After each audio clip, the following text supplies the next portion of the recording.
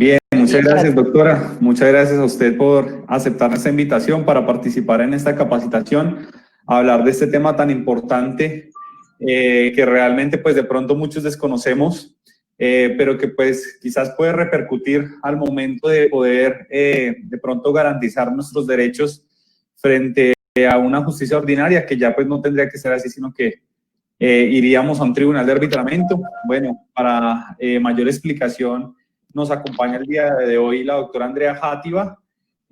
Vamos saludando a todas las personas que se van conectando con nosotros a través de la capacitación que se observa en este momento en el Facebook Live de Derecho y Propiedad.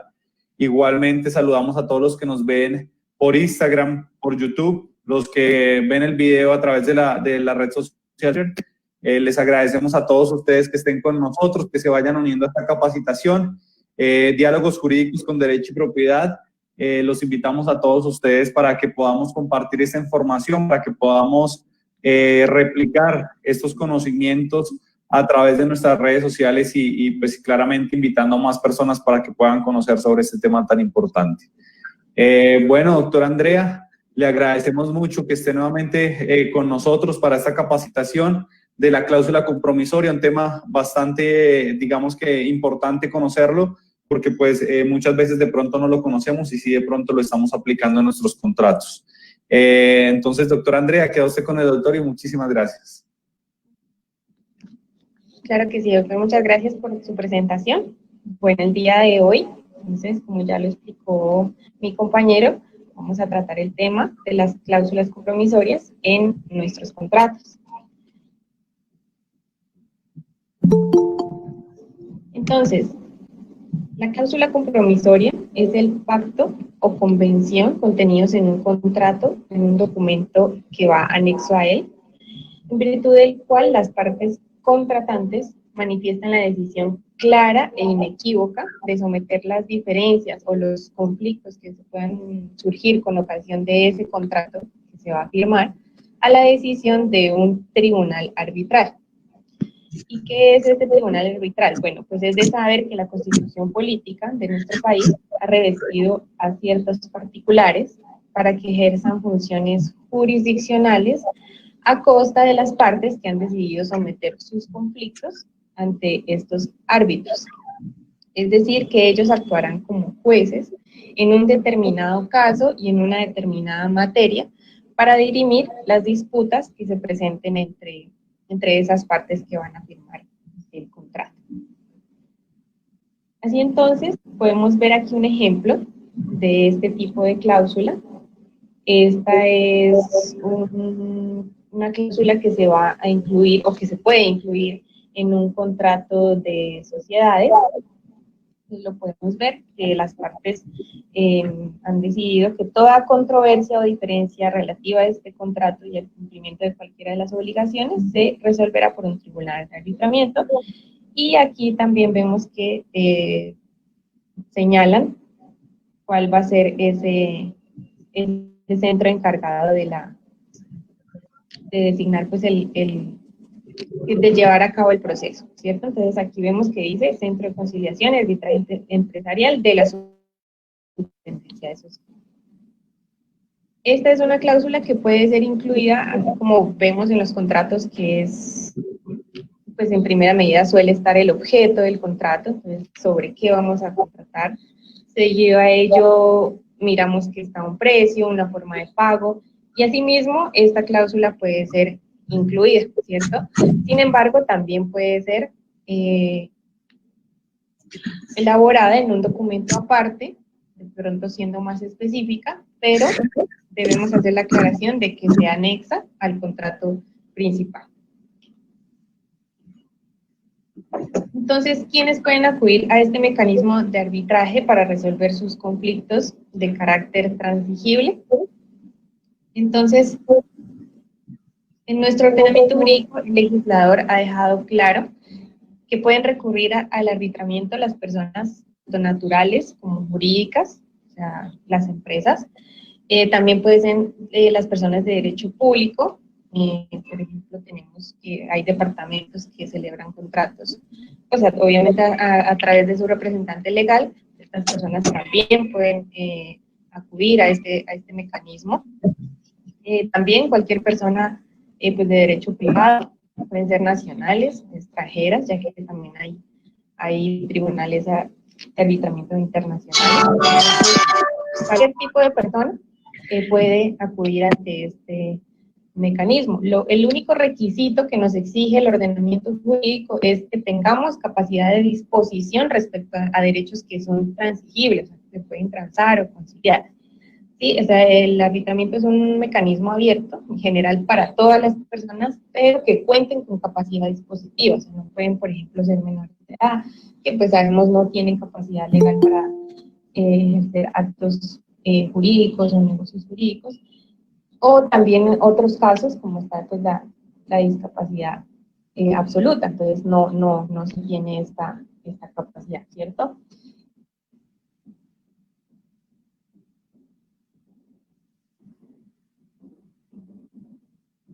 Sí, en este sentido, tenemos que este negocio jurídico, que es el pacto arbitral, la normatividad exige ciertos requisitos para que nazca la vida jurídica y sea pues válido como tal.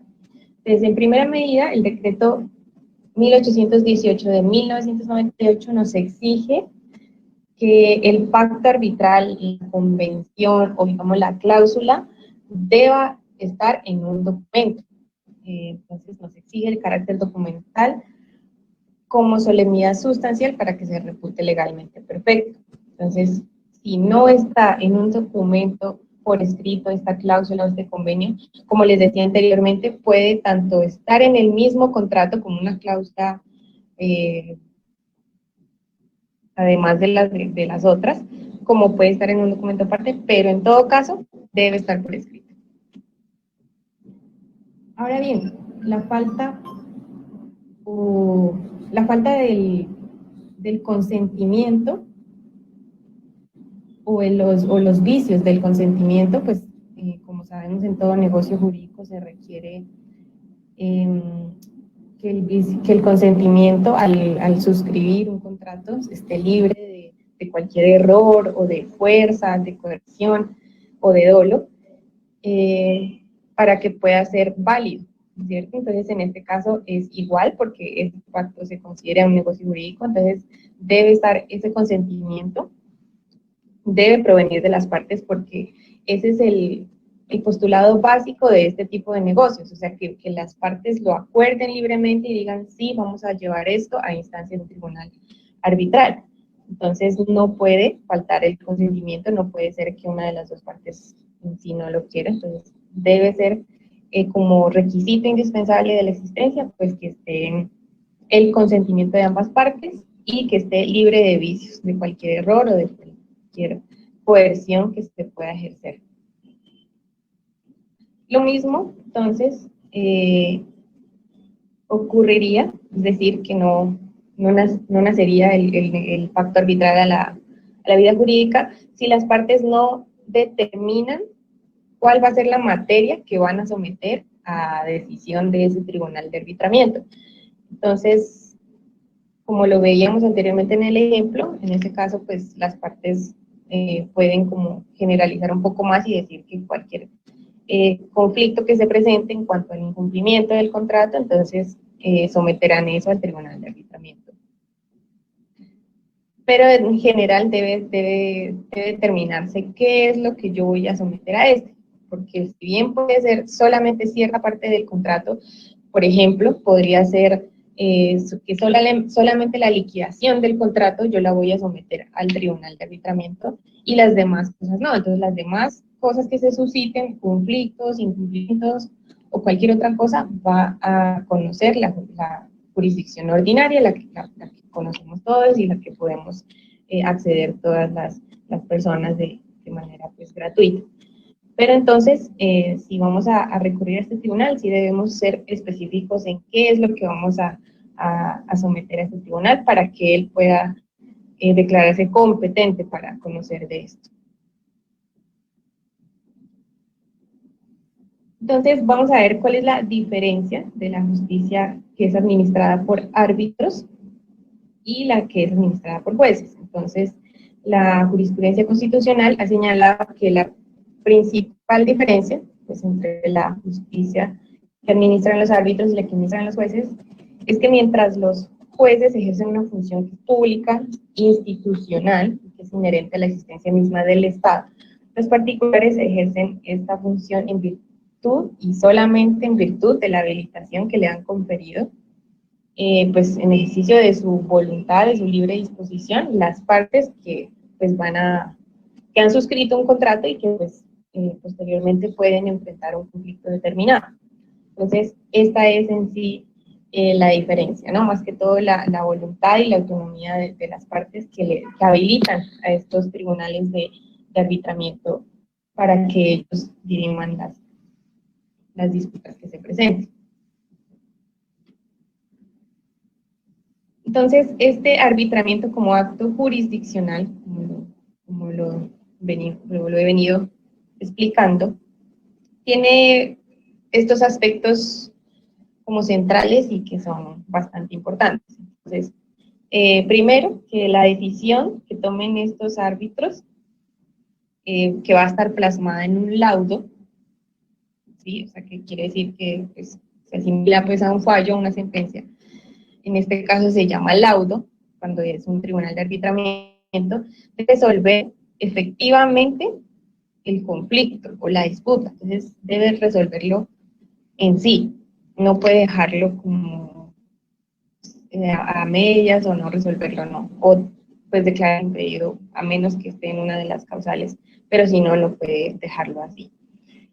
Segundo, que ese fallo, o sea, ese laudo, ¿no?, tiene fuerza vinculante para las partes y lo que se decida ya haría tránsito a cosa juzgada, o sea, ya eso queda ahí, ¿cierto?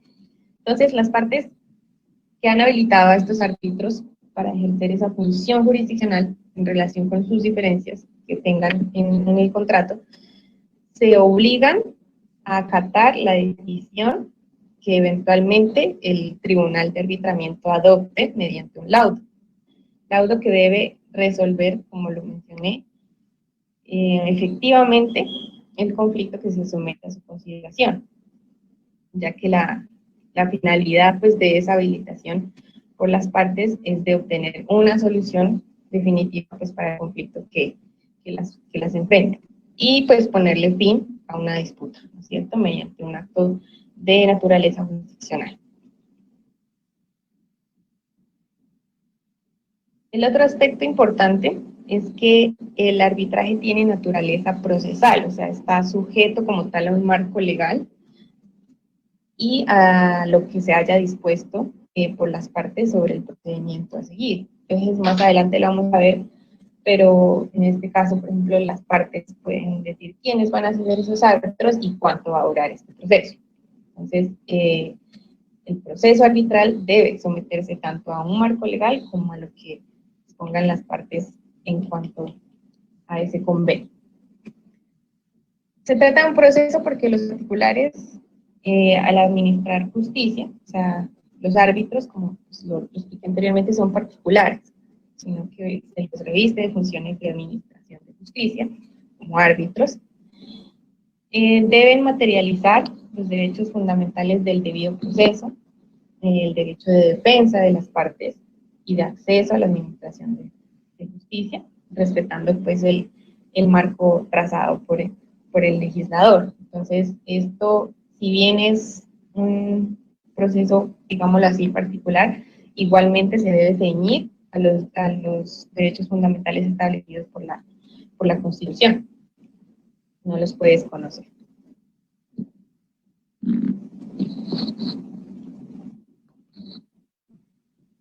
Vamos a ver entonces las consecuencias que se derivan cuando las partes voluntariamente acuerdan llevar pues, sus conflictos a un proceso arbitral, para que lo tengamos muy en cuenta. Entonces, en primera medida, vamos a ver que esta función jurisdiccional, esta función de jueces, conferida a los árbitros, es transitoria, es temporal, ¿sí? Las partes que que han contratado y que se ven expuestos en un conflicto, habilitan a los árbitros para resolver una determinada controversia, como lo decía, una determinada materia, y cuando se resuelve el conflicto, desaparece pues ya la razón de ser de esa habilitación. Entonces, y una vez se soluciona el conflicto, una vez queda ya dirimido, ya hasta ahí llega la competencia de este tribunal arbitral, ¿no es cierto? Otra consecuencia es que cuando las partes dan su consentimiento para habilitar a estos árbitros, adquieren la responsabilidad de actuar de manera diligente para establecer con precisión qué efectos va a tener el proceso y la decisión que tome el tribunal en su situación jurídica, ¿cierto? Entonces, ellos deben conocer cuáles son las consecuencias jurídicas y económicas de la decisión que han tomado de llevar esto a instancias de un tribunal de arbitramiento. Deben saber, como lo decíamos anteriormente, que es de obligatorio cumplimiento el laudo que expida este tribunal. Y las partes deben someterse y deben ser diligentes al momento de que si se presenta el conflicto, hacer las diligencias para presentación de demanda y todos los requisitos que se requieren y que vamos a ver un poco más adelante. Entonces, en este punto es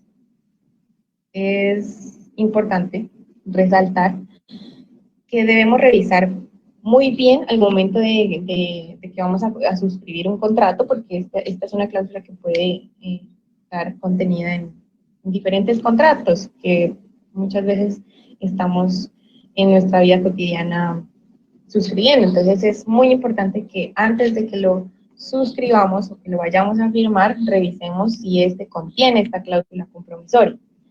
Pues una vez que se firma el contrato y que contenga esta cláusula, se entiende que se está consintiendo pues el hecho de la imposibilidad de acudir ante la jurisdicción ordinaria en caso de que conflictos se presenten después de celebrar el contrato.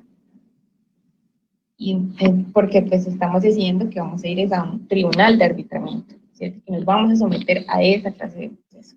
Entonces es muy importante que verifiquemos bien. Entonces, si usted de pronto se encuentra en esta situación, le invitamos a que solicite nuestra asesoría legal, comunicándose a nuestras líneas de atención al cliente, que al finalizar podrán encontrar, para que nosotros podamos designarle un abogado y que realice el análisis jurídico del documento y le podemos informar todas las consecuencias antes de que usted proceda a firmar este contrato. Ahora bien, hay un tercer efecto, y es que cualquier circunstancia que dice la voluntad de las partes de acudir a este mecanismo, pues afecta la legitimidad del tribunal y pues las decisiones que él adopte. Por eso la importancia de que el consentimiento esté libre de vicios. Pues el pacto arbitral debe resultar de la libre discusión y autonomía por las personas que van a contratar, sin que haya ninguna coerción. Y por último, pues es importante resaltar que acudir a este tipo de mecanismos implica el pago de unos honorarios a las personas que serán designadas como árbitros, secretarios y los demás. En este punto vamos a tomar como referencia las tarifas de arbitraje nacional de Bogotá, para que tengamos más o menos una idea de lo que nos puede costar, ¿cierto? Entonces tenemos que de manera general los trámites arbitrales que se han iniciado con posterioridad al 12 de octubre de 2012 se rigen por la ley 1563 de 2012. Esta ley básicamente nos dice en cuanto a las tarifas que no pueden superar los 1000 salarios mínimos legales mensuales vigentes. Ya dependerá pues si nosotros el número de la cuantía del proceso y el número de árbitros que vayamos a designar. Sin embargo, también estipula que en caso de que sea un solo árbitro, las tarifas pueden aumentar hasta un 50%. Entonces, esa es como la tarifa que establece esta ley. Sin embargo, entonces, hay que tener en cuenta que existen los arbitrajes con tarifas legales, o sea, que están dispuestas en una norma, en este caso el decreto 1069 de 2015, en el cual a grosso modo les puedo decir que depende pues de la cuantía del proceso, ¿no es cierto? Si la cuantía del proceso está entre, digamos, menos de 10 salarios mínimos legales mensuales vigentes, los honorarios máximos serán 10 salarios mínimos legales vigentes. Si ya la cuantía está entre 10 y 176 salarios mínimos, ya varía con el porcentaje, en este caso es 3.25% de la cuantía.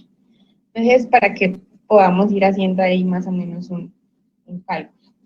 Ya por otro lado están los arbitrajes con tarifas institucionales, es decir, que están estipuladas en un reglamento, como en este caso está el reglamento de la Cámara de Comercio de Bogotá, en el cual se estipula que también pues depende de la cuantía del proceso, y tenemos que para los procesos cuya cuantía sea menor de 10 salarios mínimos, la tarifa máxima para el cobro de honorarios será de 40 salarios mínimos legales mensuales vigentes. Esto pues en caso de que sean 3 árbitros, porque si es un único árbitro, para esta la tarifa máxima de 30 salarios legales mensuales vigentes, y pues de ahí iría aumentando, como para no ahondar mucho en el tema. Es solamente para que tengamos una idea de las tarifas que podrían costarnos. De manera pues que, como podemos ver, los honorarios son costosos si queremos meter ante un tribunal. Doctora Andrea. ¿Sí? Qué pena con ustedes que no estamos viendo las diapositivas, no sé de pronto si tenemos... Ya la reviso. Muchas gracias, doctora.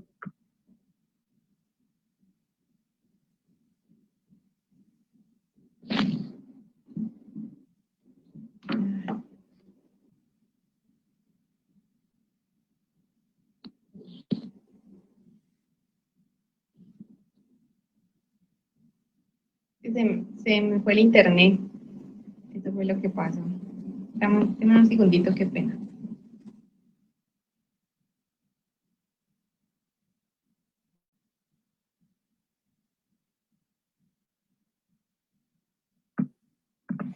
Bueno, mientras la doctora vuelve con nosotros para esta capacitación en la cláusula compromisoria, vamos saludando a todos los que están viendo esta capacitación a través de todas nuestras redes sociales. Les agradecemos a todos ustedes que se conecten con nosotros a Diálogos Jurídicos con Derecho y Propiedad en estas capacitaciones importantes que realiza el Centro de Estudios de Derecho y Propiedad, una institución para el trabajo y el desarrollo humano, reconocido por Secretaría de Educación Distrital.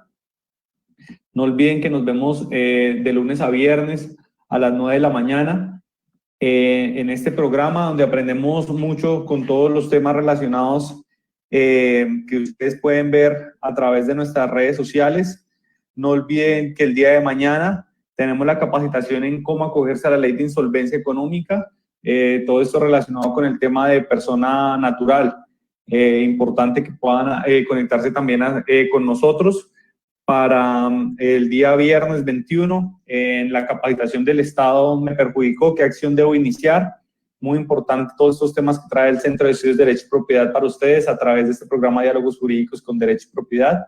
Ya vamos retomando la capacitación de la cláusula compromisoria. Les agradecemos a todos ustedes estar conectados con nosotros. Doctora Andrea.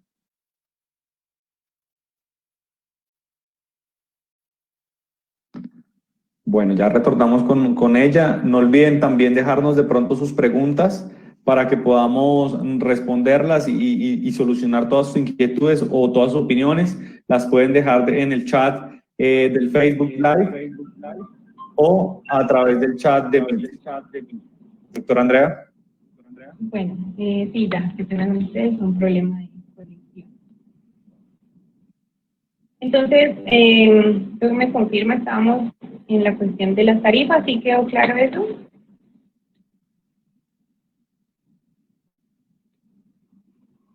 Bueno, entonces vamos a continuar.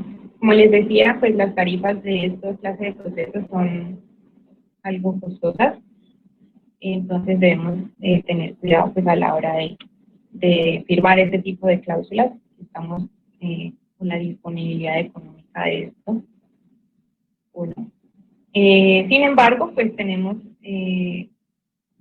también beneficios con este tipo de procesos arbitrales o ventajas, como lo podremos ver. ¿Cómo son, por ejemplo, la especialización e idoneidad de los árbitros? Pues estas personas deben ser especialistas en los asuntos objeto de discusión y son profesionales del derecho especializados en cada rama pues, del derecho. Entonces, debe ser personal muy idóneo. En segunda medida, pues está la oportunidad y diligencia, porque las partes, como les decía anteriormente, las partes pueden señalar el tiempo de duración del proceso, que no puede exceder de 6 meses. Entonces, las partes pueden decidir cuánto tiempo se puede demorar el proceso, o incluso pues lo pueden prorrogar también, pero no puede pasar otros 6 meses. Entonces, ya es dependiendo de las partes, pues dependiendo de las pruebas que haya que practicarse y pues todo lo que haya que hacer en el proceso. Sin embargo, pues tenemos que hay bastante diligencia porque los procesos en la justicia ordinaria, pues como sabemos, algunos abogados que pues litigamos en el campo y pues incluso algunos usuarios que de pronto ya hayan tenido alguna oportunidad de estar en algún proceso, vemos que es algo demorado y pues dependiendo de cada juzgado cómo hagan el manejo, cómo hagan la organización, pues se nos puede demorar un poco.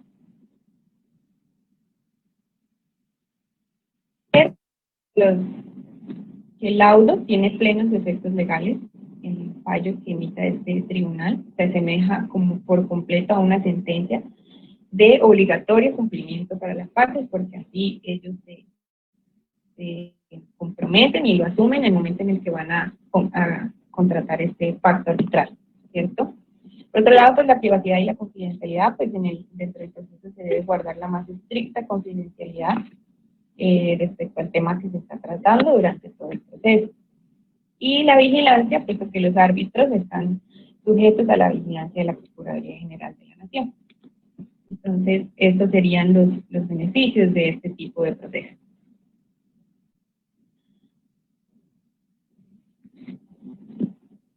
Ahora bien, entonces,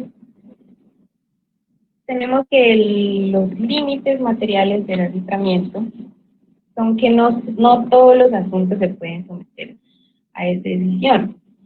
Pues, como tal vez lo mencioné anteriormente, es solamente los asuntos o las materias que puedan ser objeto de transacción, de conciliación, para que de pronto se entienda mejor, y lo que puede ser de libre disposición, negociación o incluso renuncia, es posible someterlo a este tipo de trámites, de lo contrario no. Por ejemplo, son derechos que son irrenunciables, no se podría someter. Solamente lo que dependa de la voluntad de disposición de las partes.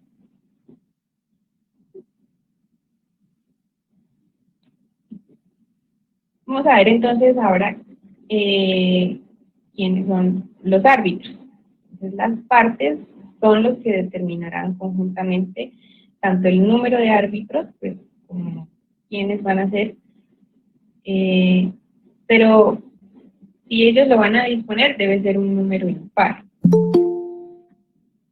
Porque la decisión se va a tomar con votos, entonces pues no podría ser un número par, porque habría posibilidad pues, de empate, digámoslo así coloquialmente, entonces no habría lugar a decisión, entonces debe ser impar. Si las partes no dicen cuántos árbitros van a designar, entonces se entenderá que son 3, salvo en los casos de menor cuantía, caso en el cual el árbitro es únicamente. Los árbitros pues deben ser colombianos, y se va a tratar un tema de orden nacional, pero también pues, pueden haber tribunales de arbitramiento internacionales, como les había dicho. No deben haber sido condenados por sentencia judicial, a pena privativa de la libertad, ni estar inhabilitado para ejercer cargos públicos o haber sancionado con destitución. Como les decía, pues estos árbitros deben ser especializados, entonces como mínimo la ley exige que cumplan los requisitos para ser magistrado del Tribunal Superior del Distrito Judicial.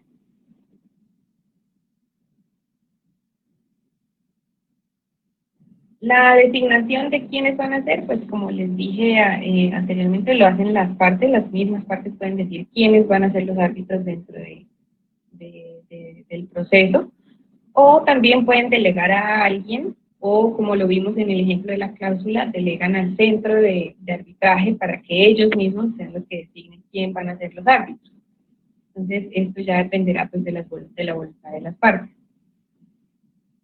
Si las partes no dicen quién van a ser los árbitros, entonces, y lo delegan, entonces la persona delegada tiene que hacer esa designación, pues por sorteo, dentro de la lista que ellos tengan, que como les digo, deben ser especializados y deben cumplir ciertos requisitos. Y una vez pues se haga el sorteo, pues ya lo comunicarán. Los árbitros, asimismo, ya una vez designados, van a designar a su vez un secretario, quien debe ser abogado y no puede ser cónyuge o compañero permanente, ni tener relación contractual de subordinación o dependencia o de parentesco hasta cuarto grado de consanguinidad o civil o segundo de afinidad con ninguno de los árbitros. Este secretario debe ser escogido de la lista del centro en la que se adelante el procedimiento arbitral.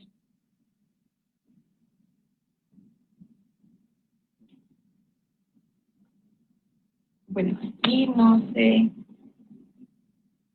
si se alcanza a ver muy bien, traté como de esquematizar un poco el trámite del proceso arbitral. Entonces, en primera medida, este trámite inicia con la presentación de la demanda, que se considera pues como la etapa prearbitral. Entonces, esta demanda debe cumplir todos los requisitos que exige el Código General del Proceso como para la presentación de cualquier demanda. Debe ser acompañada del pacto arbitral, sea que esté en el contrato o esté en el documento anexo, debe presentarse junto con la demanda. El centro de arbitraje pues va a ser el acordado por las partes, que puede ser del domicilio de la parte que va a ser demandada o pues de cualquiera de sus integrantes. Si se presenta ante un centro de arbitraje que no es competente, entonces este centro debe remitir al centro competente para que lleve a cabo el proceso. Si hay un conflicto de competencia, es decir, este centro dice no, yo no soy competente y el otro también dice no, entonces esos conflictos serán resueltos por el Ministerio de Justicia y del Derecho.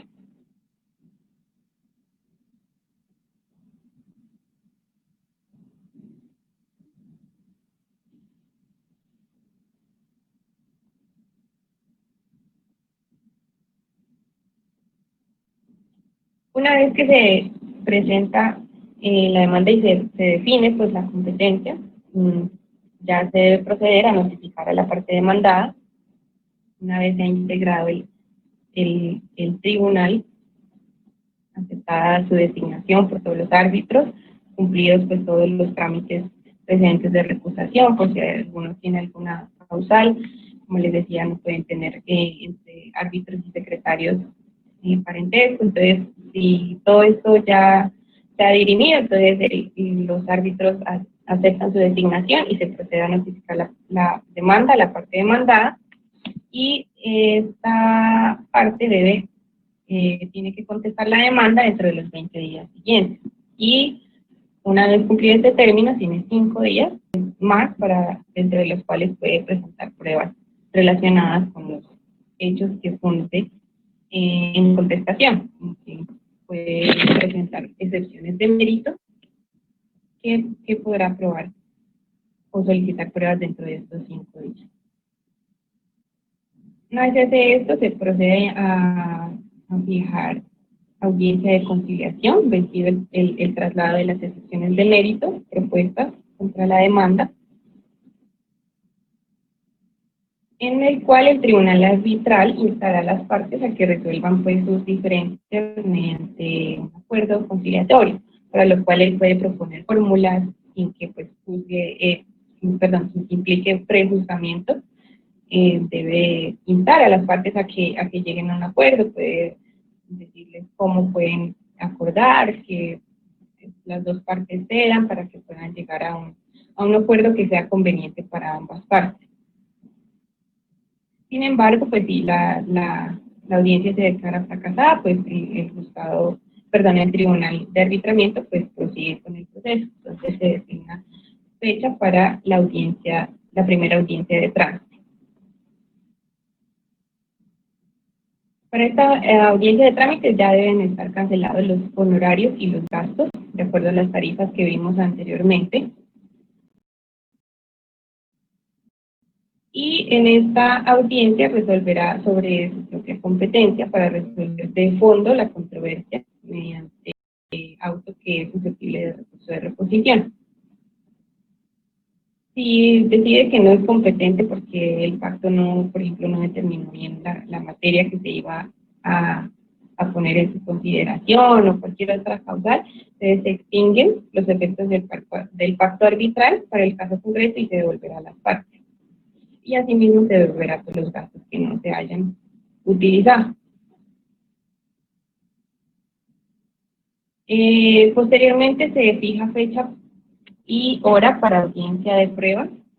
En sí, pues se pueden fijar todas las audiencias que sean necesarias para la práctica de las pruebas, que deben respetarse pues los derechos, como se dijo, de defensa y del debido proceso. Entonces deben fijarse las audiencias para toda la práctica de las pruebas.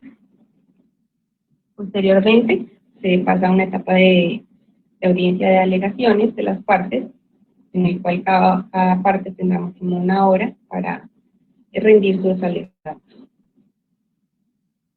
Posteriormente, entonces, el tribunal procede a decidir de fondo la situación o el conflicto a través de un laudo arbitral.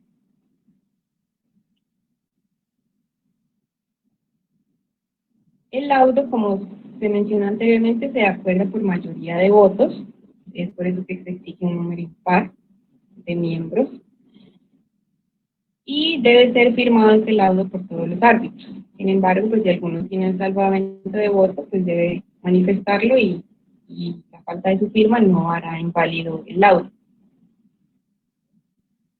Este laudo no es susceptible de los recursos ordinarios de apelación y casación, ya que la ejecutoria de este se surte en el momento en que es emitido. Es decir, adquiere el valor y el efecto de cosas juzgadas desde el momento en que se profiere en la misma audiencia. Sin embargo, no implica que no se admita ningún recurso, pues en primera medida, dentro de los 5 días siguientes a la notificación del laudo, este puede ser aclarado, corregido o complementado de oficio o a solicitud de alguna de las partes. Si no es el caso aclarar, corregir o complementar, o de pronto se negó esta aclaración, contra el laudo arbitral procede el recurso extraordinario de anulación, que debe interponerse debidamente sustentado ante el tribunal arbitral con indicación de las causales establecidas en la Ley 1563 de 2012, dentro de los 30 días siguientes a su notificación o a la providencia que resuelva sobre su aclaración, corrección o adición. Por secretaría del tribunal se corre traslado a la otra parte por 15 días.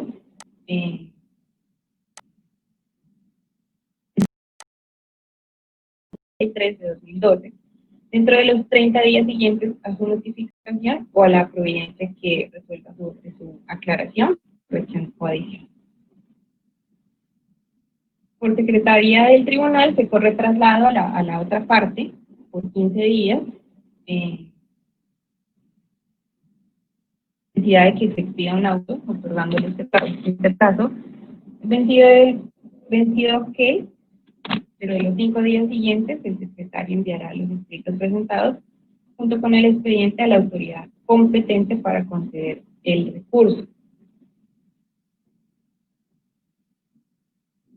En caso de negarse ese recurso, también está el recurso de revisión, pues tanto el laudo como la sentencia que resuelva su anulación.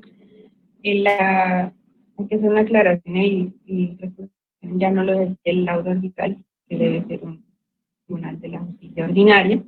Entonces ellos ya pues, profieren ya una sentencia. Entonces, si bien el laudo de la sentencia que resuelve esta fundación son susceptibles de este recurso extraordinario de solicitud por las causales y mediante el trámite señalado en el Código General del Proceso. El resto de edición se discute el derecho a obtener otra sentencia en la que se revoque lo decidido por el Tribunal de Arbitramiento. Sin embargo, no implica esto que sea como una tercera instancia.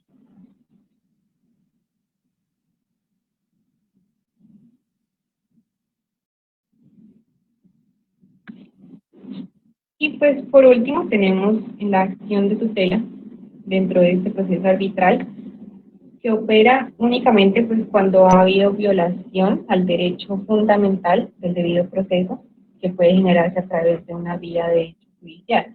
Solamente en estos casos pues operaría la acción de tutela contra estos fallos o decisiones que emite el Tribunal de Arbitramiento.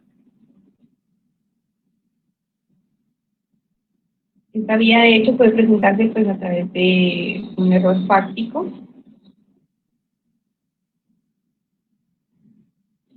cuando el fallador se ha pronunciado de fondo pero carece de competencia para conocer el asunto y cuando el procedimiento que se sigue no es el establecido por la ley para dar trámite a ciertas cuestiones. Así las cosas, la tutela es viable en el proceso arbitral siempre y cuando, en ocasión del trámite procesal, hayan sido desconocidos derechos fundamentales, también por ejemplo el derecho a la defensa, de las partes que están involucradas en el conflicto. Por lo que corresponde, pues obviamente en estos casos de vulneración, a los jueces de tutela velar por la efectividad de estos derechos de estas partes. Entonces, así concluimos esta capacitación. Espero que haya sido de conocimiento para ustedes. Cualquier pregunta estoy presta a contestar. Bueno, doctora Andrea, muchas gracias a usted por aportarnos estos conocimientos relacionados con este tema de la cláusula compromisoria y tenemos un par de preguntas relacionadas con el tema. La primera tiene que ver con, de pronto, ¿qué sucede cuando esa cláusula compromisoria es utilizada para limitar el acceso a la justicia ordinaria? De pronto es posible hacer algo, muchas veces de pronto firmamos contratos que ya pues vienen en proforma, por decirlo de esa manera, y pues seguramente tienen dentro de su clausulado esta cláusula compromisoria, pero como limitante claramente al acceso a la justicia, porque pues al tener que constituir un árbitro o un tribunal de arbitramiento, muchas veces se vuelve oneroso ese acceso a la justicia. ¿Es posible de pronto que esa cláusula compromisoria sea utilizada para limitar acceso a justicia y de pronto tenemos alguna posibilidad de eliminarla, por decirlo así? Pues en este caso, como lo decíamos anteriormente, la cláusula compromisoria debe provenir del consentimiento de las partes. Entonces, si alguna de las partes considera que hubo vicios en ese consentimiento, puede buscar la nulidad de ese pacto, entre tanto que su consentimiento ha sido viciado, de pronto por coerción. Tenemos casos en que a veces, pues por subordinación, la parte se ve obligada a aceptarlo así, pero entonces eso vicia su consentimiento. Entonces podríamos iniciar una acción de nulidad respecto a ese pacto y pues dejarlo sin efecto. ¿Es posible de pronto tomar esta cláusula compromisoria como una cláusula abusiva, de pronto por la posición dominante de alguna de las partes? Pues no tanto como cláusula abusiva, yo pensaría más que atacar la existencia del pacto, como le dije anteriormente, a través de los vicios de consentimiento para que no nazca la vía jurídica.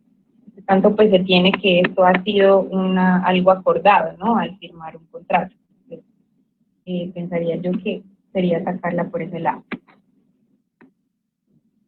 Bueno, ¿qué tan vinculante puede llegar a ser este fallo del laudo arbitral? De pronto es posible que si no estamos de acuerdo con este fallo, de pronto podamos demandar ante justicia ordinaria o nos tenemos que quedar con este fallo, o cuál de pronto sería el mecanismo. No, como lo pues expliqué anteriormente, en caso de que no estemos de acuerdo con el fallo, o sea, en primera medida, pues tenemos que saber que al someternos a este tipo de procedimiento, pues estamos aceptando la fuerza vinculante que va a tener este fallo. Ahora, si consideramos que está mal por algún procedimiento, que no se tuvo en cuenta alguna prueba o alguna cosa en el proceso, entonces están los recursos que vimos anteriormente. En primera medida, pues como le dije, está pues, la aclaración, la adición del fallo. Segundo está el recurso de anulación, pero tiene que ser con las causales definidas en la norma, o ya pues en última medida el recurso de revisión. Estos serían los mecanismos que podríamos acceder para atacar ese fallo. Sin embargo, pues si está en legalidad, debemos aceptar la fuerza vinculante que tiene este, pues estamos aceptando y manifestando que nos atenemos a ese lado.